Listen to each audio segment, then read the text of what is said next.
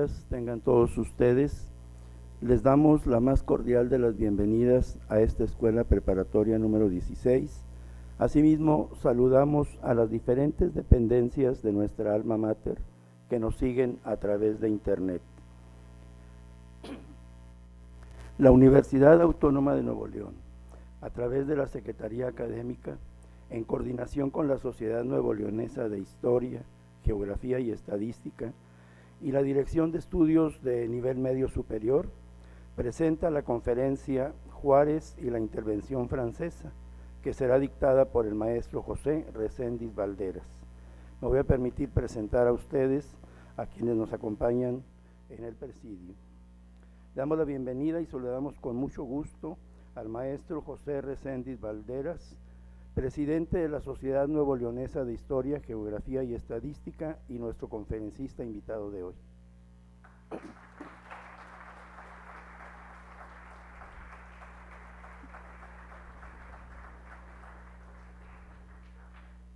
En representación de nuestra directora, la máster en Ciencias Arlen Elizabeth del Río Muñoz, saludamos al maestro en Administración, Juan Gabriel Contreras Pérez, subdirector académico de esta preparatoria 16.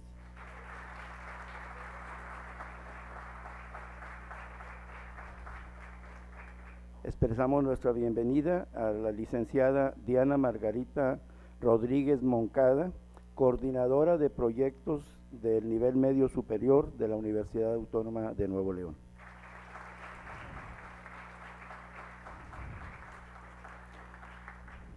Gracias. Le voy a solicitar al maestro Juan Gabriel Contreras Pérez, nuestro subdirector académico, tenga bien dirigirnos un mensaje de bienvenida a este evento. Bien, buenos días, jóvenes, maestros que nos acompañan. De parte de la maestra Sandra del Río, les damos la más cordial bienvenida a este séptimo ciclo de conferencias del área de Ciencias Sociales. En esta ocasión con la conferencia Juárez y la Intervención Francesa. Estas conferencias y este séptimo ciclo tienen como objetivo estimular en el estudiante el gusto por el conocimiento humanístico y social, así como valorar la importancia en su formación integral. Saludamos y agradecemos a los miembros del presidium, el maestro José Reséndiz Valderas, que es el presidente de la Sociedad Nuevo Leonesa de Historia, Geografía y Estadística AC, así como a la licenciada Diana Margarita Rodríguez Moncada, coordinadora de proyectos de la DEMS, nuestra también invitada maestra Mireya Sandoval Aspront, que también es miembro de la Sociedad Nuevo Leonesa de Historia, Geografía y Estadística. También saludamos a los maestros, el maestro Martín Muñiz, su director de servicios escolares, el maestro Juan Antonio Juárez, jefe de prefectos, la maestra Concepción Solís, jefa de disciplinar Ciencias Sociales y Humanidades, la maestra Claudia Zamora, coordinadora también de aquí de la escuela, y en general a todos los alumnos, maestros que nos acompañan. Sean bienvenidos. Gracias.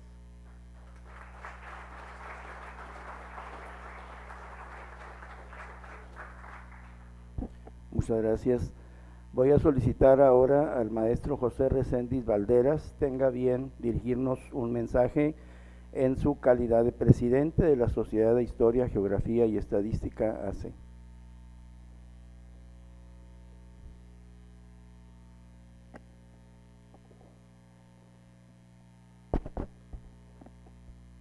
Pues bueno, hoy me toca esta doble función,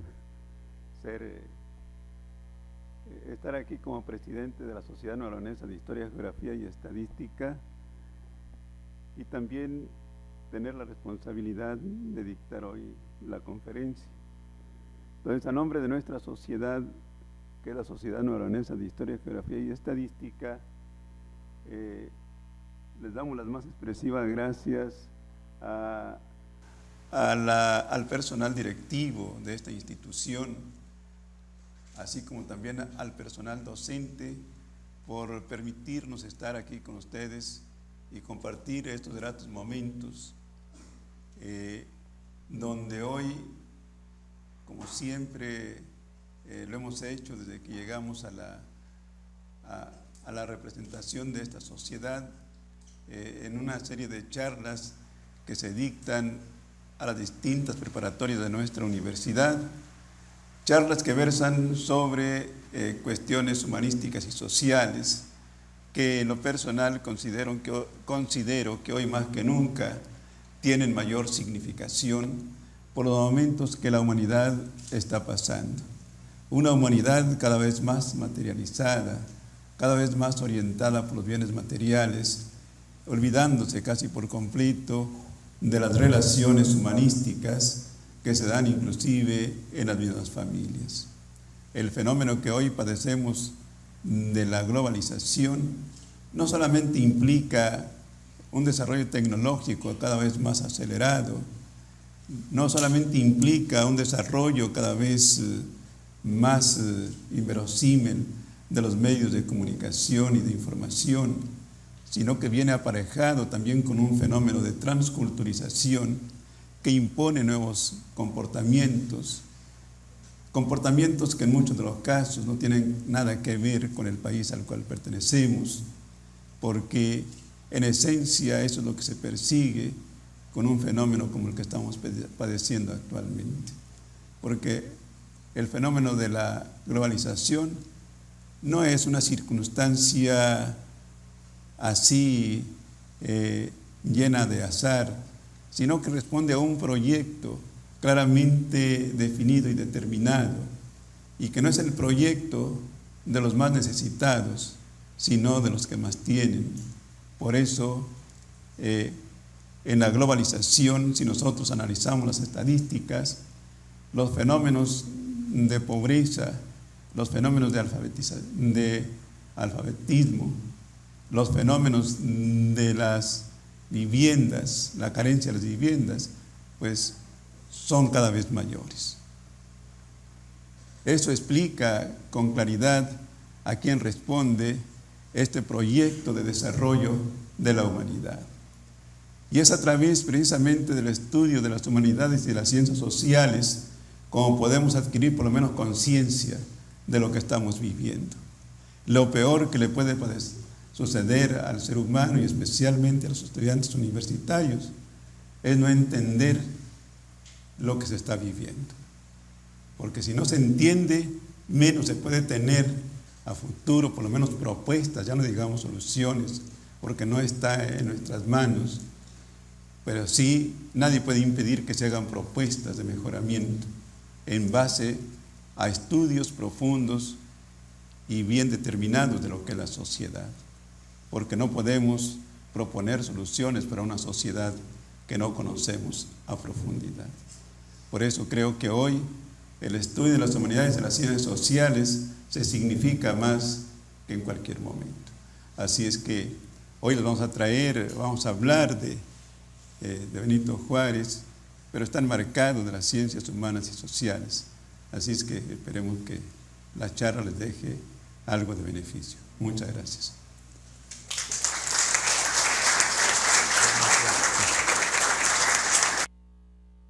Muchas gracias, maestro José Reséndiz Valderas.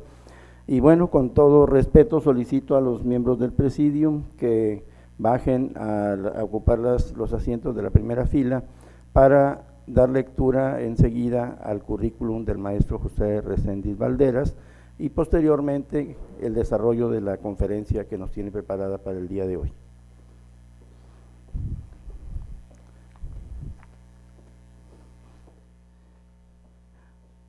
Bien, pues tengo una grave responsabilidad aquí porque el currículum vitae del maestro José Reséndiz Valderas es muy amplio, pero yo le he pedido permiso para expresarlo a ustedes de una manera sucinta y voy a hablar solamente de aquellos rasgos más relevantes de su amplio currículum. En cuanto a la formación académica, es profesor normalista, fue de la educación básica, egresado de la Escuela Normal Estatal Miguel F. Martínez. Especialización en matemáticas a nivel básico de la Escuela Normal Superior del Estado de Nuevo León. Licenciado en Historia por la Facultad de Filosofía y Letras de la Universidad Autónoma de Nuevo León. Maestría en Metodología de las Ciencias por la División de Estudios de Posgrado de la Facultad de Filosofía y Letras de la Universidad Autónoma de Nuevo León. y diplomado en el idioma inglés por el Centro de Idiomas de la Facultad de Filosofía y Letras de nuestra universidad. Una amplia experiencia docente que se remonta a 1966. Yo únicamente referiré que de 1978 a 1985 trabajó como docente en la Escuela Normal Superior, impartiendo los cursos de Historia Moderna y Contemporánea, así como Corrientes Contemporáneas del Pensamiento, y de 1979 a la fecha se ha desempeñado como catedrático en la Escuela de Filosofía y Letras de la Universidad Autónoma de Nuevo León. Maestro Reséndiz cuenta con una gran experiencia administrativa. Solamente voy a mencionar algunos de los más relevantes. En 1995 al 97 se desempeñó como coordinador del Colegio de Historia en la Facultad de Filosofía y Letras. Del 97 al 2000 fue secretario académico de la Facultad de Filosofía y Letras. De 2000 a 2003 fue subdirector de la Facultad de Filosofía y Letras. Y desde 2003 al 2009, director de la facultad ya mencionada. Cuenta con una gran cantidad de distinciones y nombramientos, mencionaré solamente 3. Fue presidente de la Red de Escuelas y Facultades de Filosofía, Letras y Humanidades de México. En el 2008 se incorpora como miembro de la Sociedad Nuevo Leonesa de Historia, Geografía y Estadística, AC, con la investigación Nuevo León, problemas estructurales del nuevo tipo de Estado postindependiente a mediados del siglo XIX. Y en 2013 fue miembro del Consejo Interinstitucional de Participación Ciudadana para el otorgamiento del reconocimiento al mérito cívico, presea del Estado de Nuevo León, edición 2012. Sus áreas de investigación más relevantes han sido las haciendas en el Estado de Nuevo León, las incursiones de las tribus nómadas en el noreste de México, el vidaurismo, el liberalismo en Nuevo León, el porfiriato y una gran cantidad de áreas de investigación que ha desarrollado. Asimismo, cuenta con una gran cantidad de publicaciones en diferentes revistas de nuestra universidad, así como de la Universidad de Jalapa, Veracruz, y de unas cuantas más, una gran cantidad de publicaciones fruto de su investigación en el área de la historia.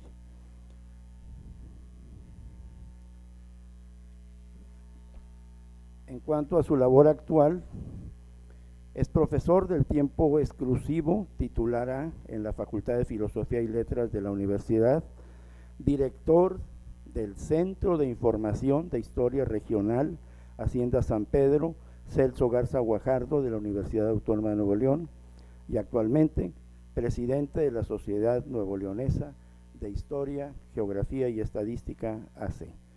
Maestro, felicidades por tan amplio currículum, y dejamos con usted a nuestros alumnos para su conferencia.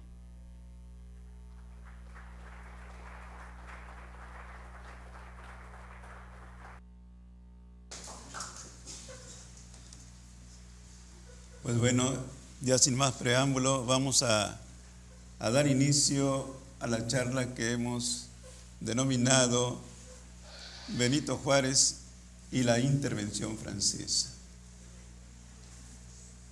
Nuestro país, que es México, en el siglo XIX nace a la vida independiente, como ustedes saben, en el año de 1821, y nace endeudado desde su nacimiento como país independiente, ya que arrastraba una deuda de 45 millones de pesos que venía ya de la colonia.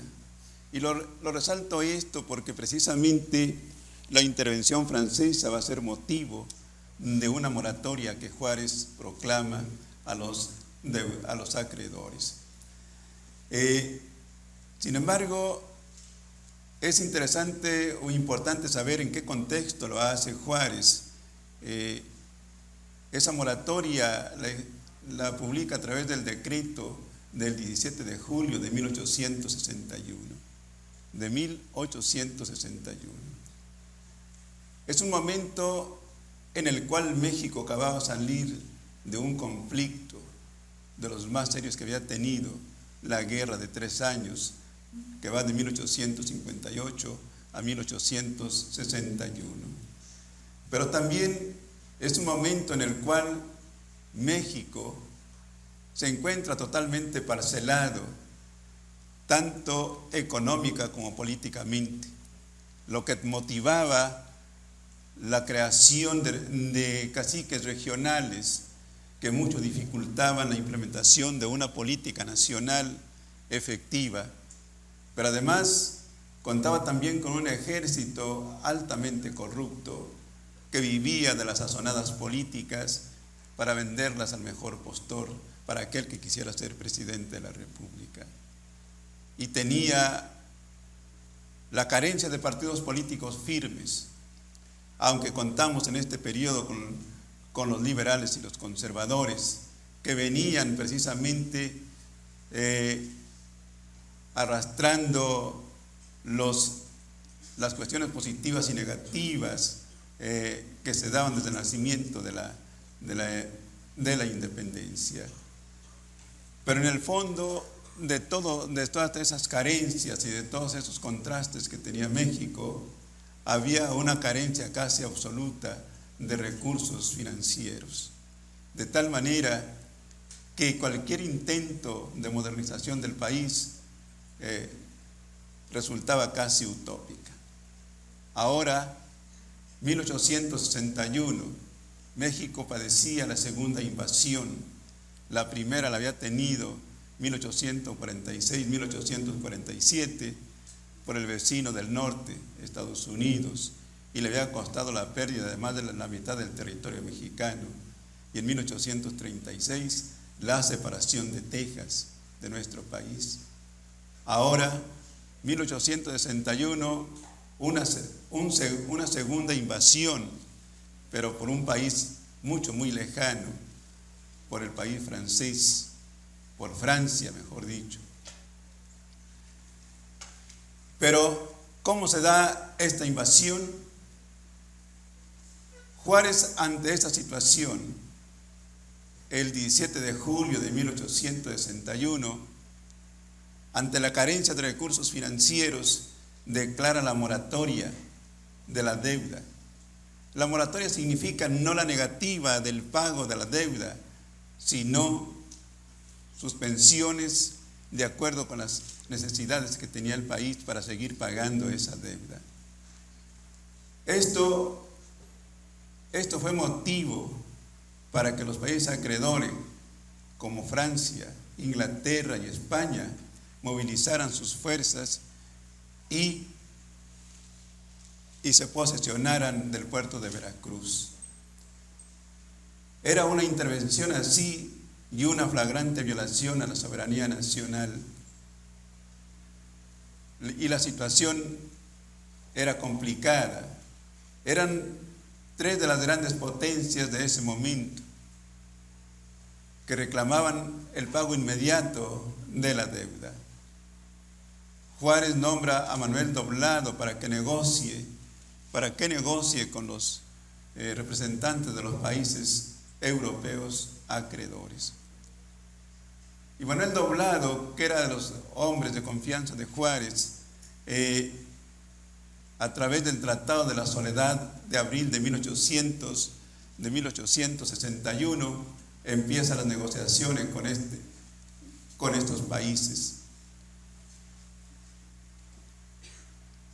Resultado de estas negociaciones es que el representante de España y el representante de Inglaterra están de acuerdo en la forma de cómo se les ofrece pagar la deuda. Pero el representante francés, Dubois de Saligny, que era el comandante de las fuerzas francesas, no está de acuerdo, porque detrás de este pretexto de exigencia del pago de la deuda había la intención del gobernante francés, que era Napoleón III, un hombre con una ambición exagerada de hacer de Francia un gran imperio a nivel internacional, y México era una posibilidad de eso. Él quería establecer un país que dependiera absolutamente de Francia. Y por eso no van a aceptar las condiciones del pago que México les ofrecía. Esos tres países, el 31 de octubre de 1861, habían firmado en la Convención de Londres un acuerdo que implicaba negociaciones de la deuda, no que implicaba una anexión del país. Y por eso el representante de España, Juan Prim, le va a reclamar al representante de Francia su violación a la Convención de Londres. Y ahí es donde él le va a contestar esa frase que muchos hemos oído, los que han estudiado historia le hemos escuchado, y le contesta que su firma vale tanto como el papel donde estaba escrita. O sea, una inmoralidad a todas luces, la ambición por encima de todo. Los representantes de España y de Inglaterra deciden retirarse de México y aceptar las condiciones de pago, pero el representante francés no lo hace, y apoyado por su emperador Napoleón III, prepara todo para iniciar la invasión armada, y el punto era Puebla. El punto era Puebla, de tal manera que van a dirigir sus fuerzas hacia Puebla, para de ahí pasar a la Ciudad de México y tener ya en la Ciudad de México la representación del gobierno.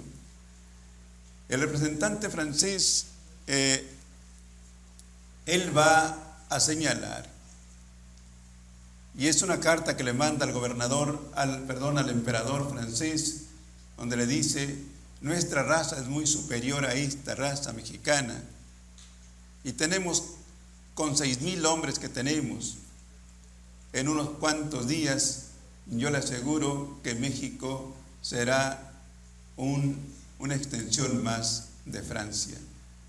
Eran los 6,000 hombres que llevaba para tomar Puebla.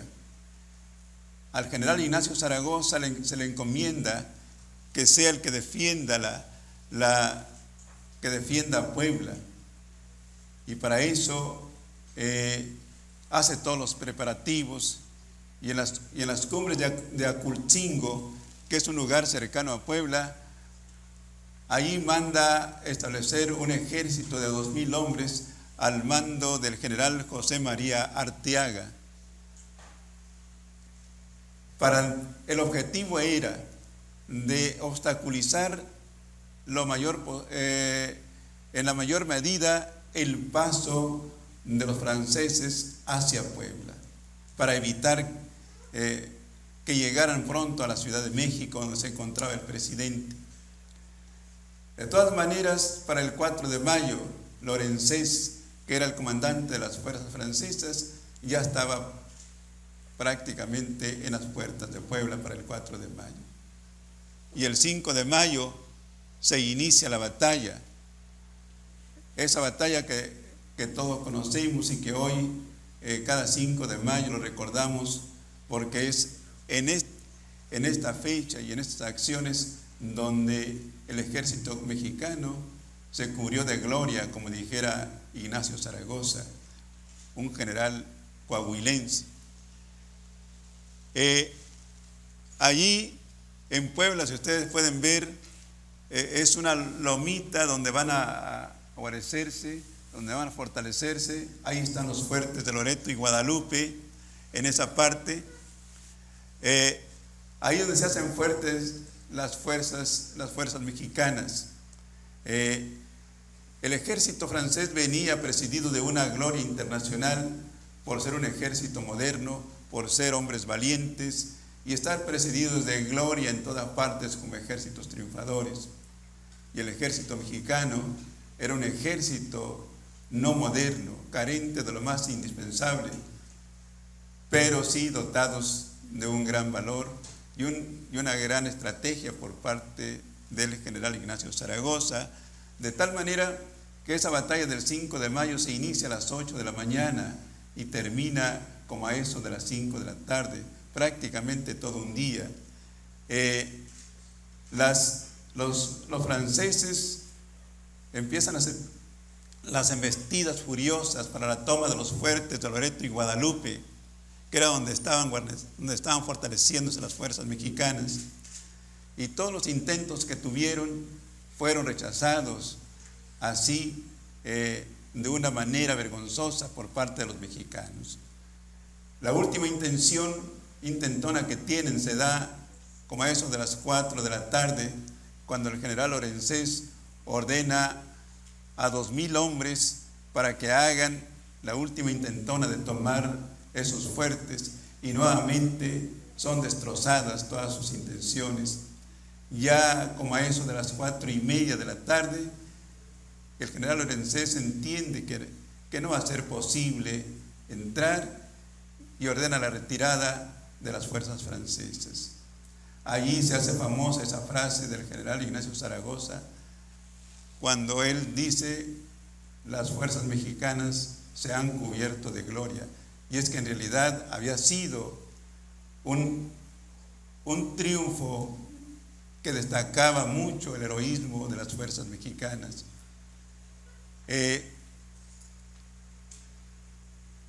Los franceses van a retirarse rumbo a Orizaba nuevamente, donde habían salido, y el general Ignacio Zaragoza pierde tiempo y decide perseguirlos hasta Orizaba, pero son rechazados nuevamente por las fuerzas francesas.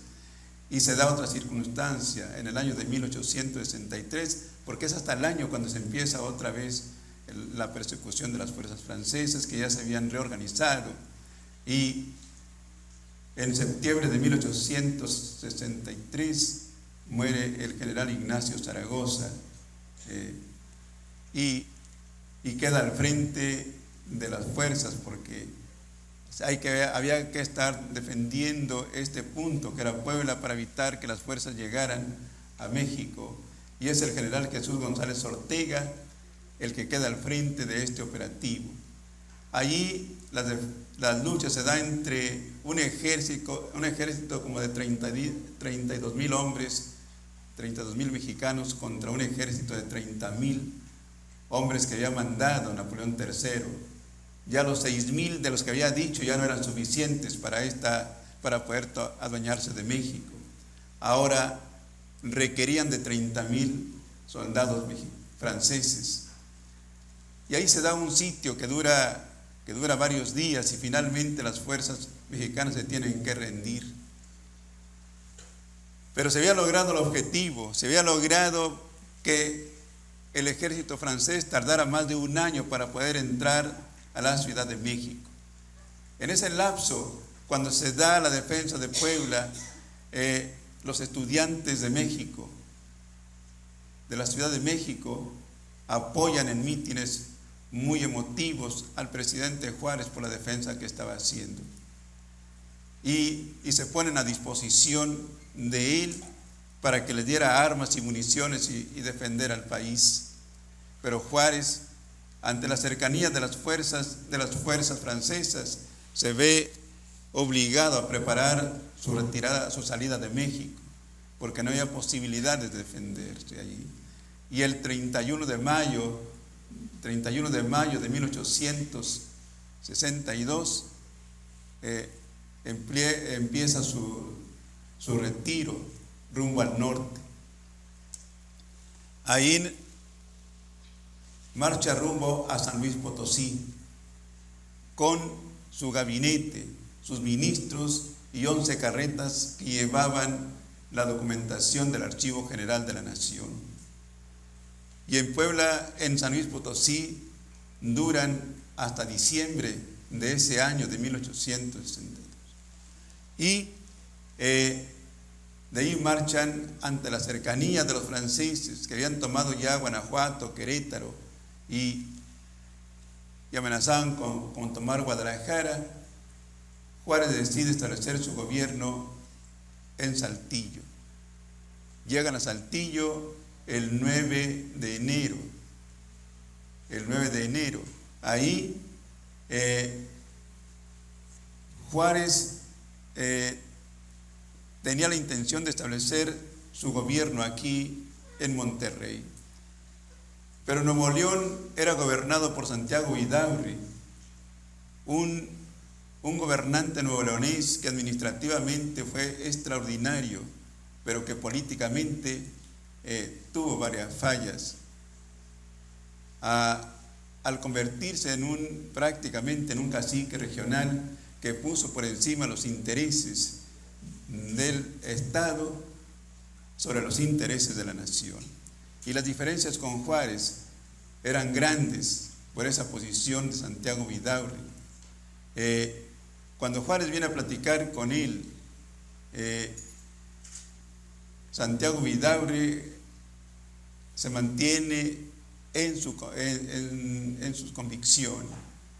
Juárez le pide que las aduanas fronterizas de Matamoros y Piedras Negras, que le habían sido concedidas por Juan Álvarez, y que los recursos los aprovechaba para las necesidades del Estado, Juárez le dice que era necesario que se pusieran a disposición de la nación, y Santiago Vidaurri no acepta, y las diferencias se vuelven más ríspidas, a grado tal que Juárez decide regresarse a Saltillo, y se da un rompimiento entre los dos. Para el entonces, cabe señalar que Coahuila estaba anexado a Nuevo León, cosa que había hecho Vidaurri desde el año de 1856. Y Juárez lo que va a hacer es ya decretar posteriormente, en el año de 1864, la separación de Coahuila y Nuevo León, pero también ya reforzado con los elementos que tiene, decide Juárez establecer su gobierno en Monterrey, y en abril de ese año de 1864 decide establecer su gobierno en Monterrey, y Vidaurri tiene que salir de aquí, de este lugar, y posteriormente se va a incorporar Santiago Vidaurri a las fuerzas francesas, y se incorpora para defender con las armas a Francia, pero también como responsable de la tesorería del imperio.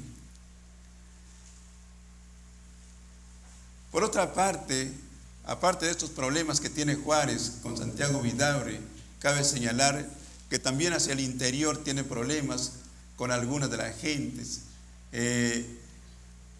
porque Juárez había sido electo para presidente, y el Consejo de la Unión, el Congreso de la Unión, lo había ratificado y le había dado los poderes extraordinarios en esas circunstancias. Pero Manuel Doblado, entre otros, y Jesús González Ortega, le empiezan a exigir su renuncia porque decían que su periodo se había terminado, y la propuesta era Jesús González Ortega, que era gobernador de Zacatecas. O sea, mientras por un lado batallaba con gente como Santiago Vidaurri y con mexicanos como Miguel Miramón, Tomás Mejía, que se han incorporado a las fuerzas francesas, hacia el interior del grupo de su gabinete surgían las divisiones también. Y Juárez no se dobla de todas maneras con esto, y lo que hace es seguir su peregrinaje hacia el norte, porque las fuerzas francesas venían avanzando. Y ya para 1865 Juárez está establecido en Paso del Norte. Allí en Paso del Norte recibe el comunicado del presidente de Colombia, que el Congreso de Colombia, el 2 de mayo, por decreto del 2 de mayo de 1865, lo había declarado benemérito de las Américas. Eso se debía precisamente a la entereza y y al valor con que Juárez había estado defendiendo al país. Paso del Norte era ya prácticamente el paso hacia Estados Unidos, pero en ese momento también empiezan a aparecer las fuerzas defensoras del régimen juarista, que aparecen aquí en Nuevo León, donde se destacan, entre otros, Jerónimo Treviño, Francisco Naranjo, que era de Lampazos, Jerónimo Treviño de Cadereyta, y el general Mariano Escobedo de Galeana. Estos generales estos militares, son los que van a ir consiguiendo triunfo tras triunfo en la región del norte. Y especialmente Mariano Escobedo se va a distinguir por su estrategia militar, que mucho le había aprendido en la lucha que había tenido con los indios, con las invasiones del norte que se hacían y que se estaban dando durante todo el siglo XIX. La guerra de guerrillas, Mariano Escobedo la sabía manejar a la perfección. Y es la guerra de guerrillas lo que va a permitir precisamente al ejército de Nuevo León y a los generales de Nuevo León ir derrotando una y otra vez y varias veces a las fuerzas francesas, que los obligan a irse replegando otra vez hacia el sur y le permiten a Juárez regresarse de Paso del Norte hacia el centro, hacia México. A grado tal que para mediados de 1867 las fuerzas francesas ya se habían replegado totalmente hacia el sur, y en Oaxaca y esa parte del sur, otro general que se había distinguido también a través de la lucha de la guerra de guerrillas, Porfirio Díaz, iba aumentando también sus victorias sobre los franceses. Ante esas circunstancias, el emperador Fernando Maximiliano de Austria, ordena que se concentren ya las pocas fuerzas que les quedaban y que se concentren en Querétaro, y ahí se hacen fuertes, y le dan a Mariano Escobedo la responsabilidad de atacar a las fuerzas francesas en Querétaro. Y Escobedo, que era un gran estratega militar, al mando de 40,000 hombres, que se habían concentrado también de las distintas fuerzas a nivel nacional, el 19 de febrero establece un sitio sobre Querétaro, un sitio que se prolonga durante 3 meses, o un poco más de 3 meses, donde allí en Querétaro, durante ese tiempo, los franceses resisten, claro, apoyados también por mexicanos que se habían adherido a la lucha de las fuerzas francesas. Ahí se hicieron fuertes, y después de varios días de combate y de un sitio donde cada vez iban obligando a los defensores de Querétaro a hacer hasta lo imposible por romper el sitio, pero finalmente el 15 de mayo cae en Querétaro rendido ante las fuerzas mexicanas comandadas por Mariano Escobedo, un general nacido en Galeana. Y con este triunfo de las fuerzas mexicanas sobre los intervencionistas, diríamos que se da fin a la intervención francesa, no sin antes señalar que Maximiliano va a ser ejecutado en junio, después de un juicio que se le hace. Y después de tantas peticiones que le hacen a Juárez de que le perdone la vida. Con esto se inicia en México, en el año de 1867, el periodo que conocimos como la Restauración de la República. un periodo, la restauración de la República, diríamos que es el periodo que inicia un lapso de tiempo bastante significativo de la paz, que México tanto deseaba. Se inicia precisamente con la República restaurada y se va a consolidar cuando Porfirio Díaz llega al poder en el año de 1876 y que dura hasta 1910, donde se tiene que dar una revolución social para que se pueda acabar con esa dictadura. Bueno, muchas gracias, hasta ahí le dejamos.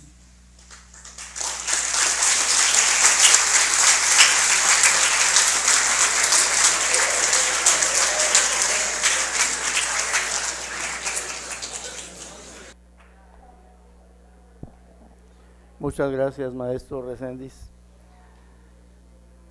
Bien, pues agradecemos esta revisión de ese periodo tan importante de la historia de México a través de esta conferencia.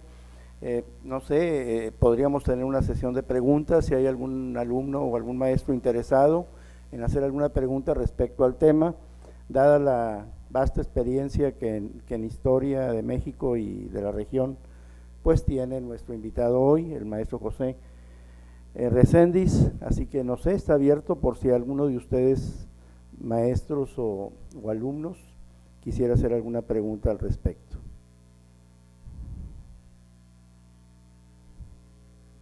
¿No?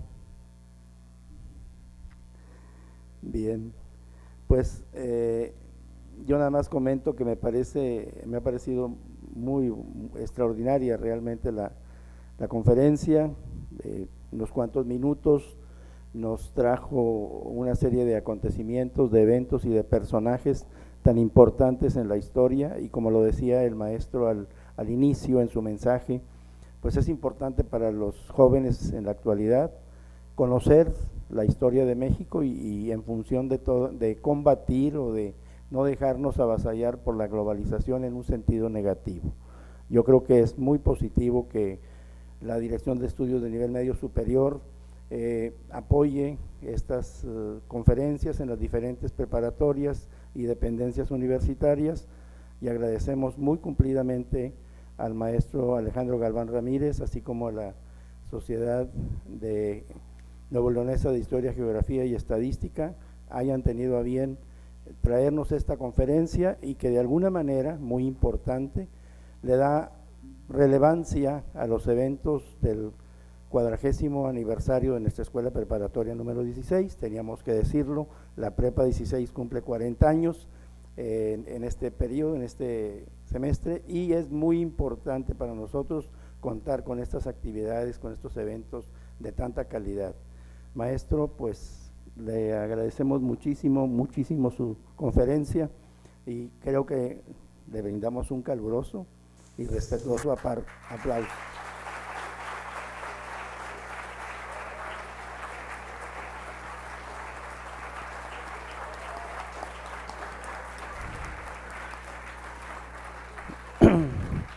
Para finalizar, agradecemos el apoyo del Departamento de Educación a Distancia para la realización de este evento, así como los alumnos y maestros de esta preparatoria. Felicidades, que tengan muy buen día. Gracias.